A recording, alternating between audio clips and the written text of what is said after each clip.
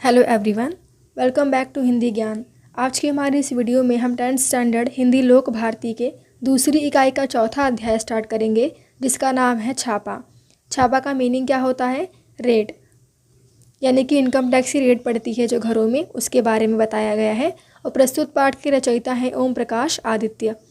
इस पाठ में ओम प्रकाश आदित्य जी ने आयकर विभाग के छापे के माध्यम से, यानी इनकम टैक्स डिपार्टमेंट की रेट जब पड़ती है तो उसके बाद सामान्य नागरिकों की जो आर्थिक स्थिति होती है और छापामारों की कार्य प्रणाली का वर्णन हास्यात्मक रूप से किया है।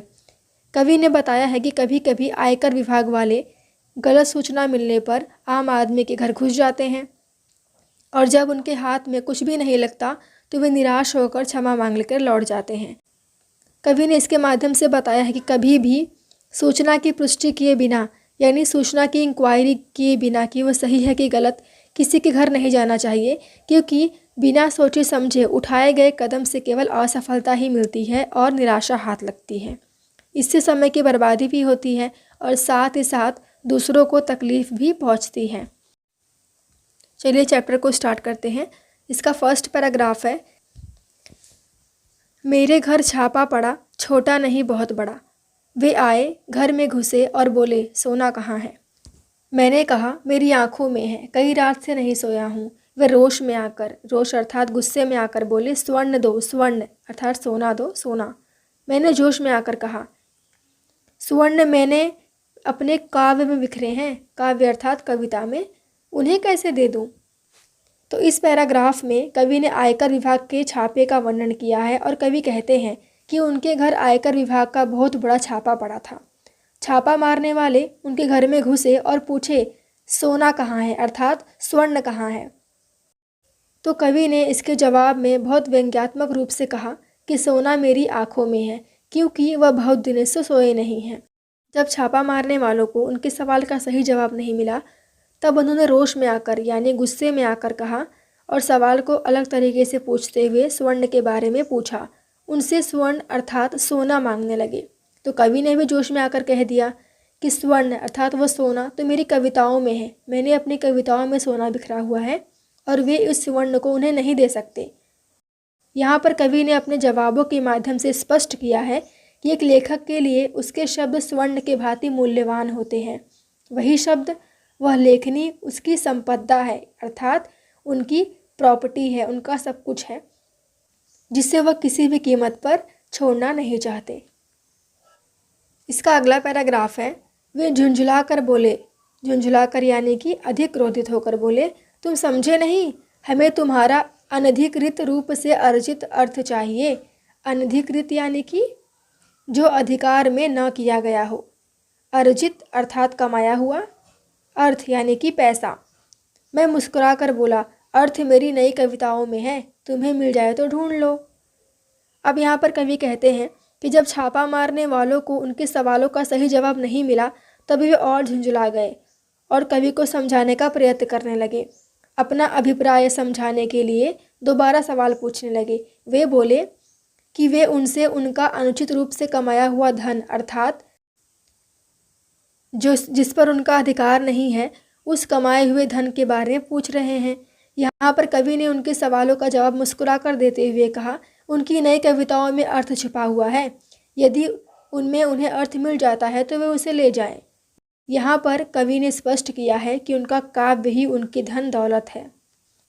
अगला पैराग्राफ है, वे कड़क कर बोले, चांदी कहाँ है? मैं भड़क कर बोला, मेरे बालों में आ रही है धीरे धीरे। वे उद्भ्रांत यानी कि भ्रम में पड़ गए, चकित हो गए। यह बताओ तुम्हारे नोट कहाँ हैं? परीक्षा में 1 महीने पहले करूँगा तैयार। कवि कहते हैं, जब छापा मारने वालों ने उनसे कड़ी आवाज़ में चांदी के बारे में पूछा, तब भी उन पर भड़कते हुए बोले कि उनके बालों का रंग धीरे धीरे चांदी के समान अर्थात सफ़ेद हो रहा है, उनके बाल पक रहे हैं।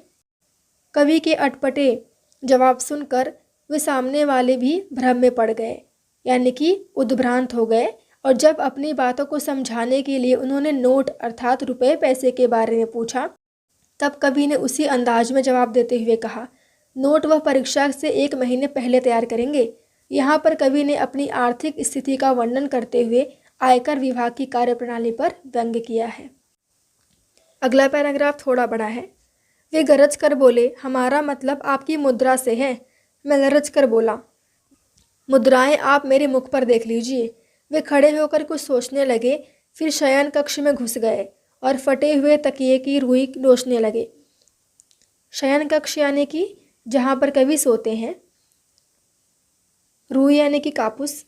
उन्होंने टूटी अलमारी को खोला, रसोई की खाली पीपियों को टटोला अर्थात उसमें कुछ ढूंढने की कोशिश की। बच्चों की गुल्लक तक देख डाली, गुल्लक अर्थात पिगी बैंक। सब में मिला एक ही तत्व, खाली।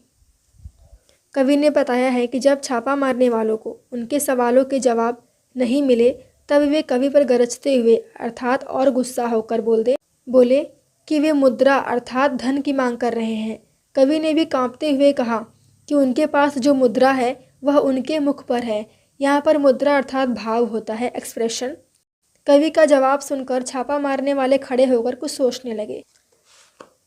जब उन्हें अलग अलग तरीकों से पूछने पर भी उनके सवालों के जवाब नहीं मिले तब वे स्वयं शयन कक्ष में जाकर फटे हुए तकिए में से रुई नोचकर धन खोजने लगे।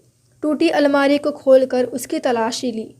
जब वहाँ उनके हाथ कुछ नहीं लगा तब वे रसोई घर अर्थात किचन की खाली पीपियों और बच्चों के गुल्लक तक की तलाशी लेने लग गए, परंतु ये सारी वस्तुएं भी उन्हें खाली ही मिली।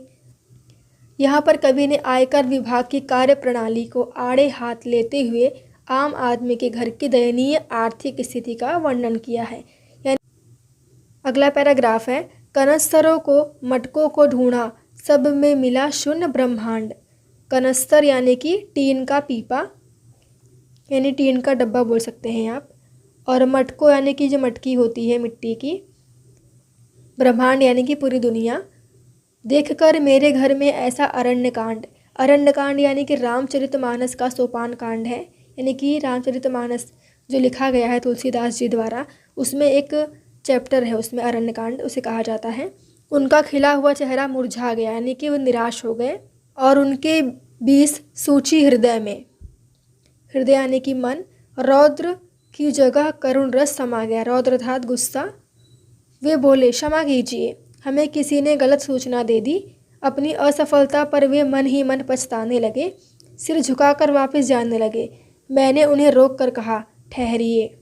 कवि ने यहाँ पर कहा है, छापा मारने वालों ने जब घर की कनस्तरों व मटकों की तलाशी ली तब वे सारी वस्तुएं भी उन्हें खाली ही मिली। कवि के घर में अरण्यकांड अर्थात घर की ऐसी दुर्दशा देखकर उनकी प्रसन्नता अप्रसन्नता में बदल गई, और उनके हृदय में जो क्रोध उफन रहा था वह दया भाव से परिवर्तित हो गया। उनके हाथ कुछ न लगने पर उन्होंने कवि से माफ़ी मांगी और कहा उन्हें किसी ने गलत सूचना दे दी थी। कवि के घर में कुछ न मिलने पर वे सिर झुकाकर जब वापस जाने लगे तब कवि ने उन्हें रोका और कुछ कहना चाहा। यहाँ पर कवि ने बताया है कि कभी भी किसी भी सूचना की पुष्टि किए बिना उस पर निर्णय नहीं लेना चाहिए, क्योंकि इससे केवल असफलता और पछतावा ही हाथ लगता है। इसलिए जीवन में बिना सोचे समझे कोई भी कदम नहीं उठाना चाहिए। अगला पैराग्राफ है, सिर मत धुनिए मेरी एक बात सुनिए। सिर मत धुनिए अर्थात पश्चाताप करना। मेरे घर में अधिक धन होता तो आप ले जाते, अब मेरे घर में बिल्कुल धन नहीं है तो आप मुझे कुछ देकर क्यों नहीं जाते।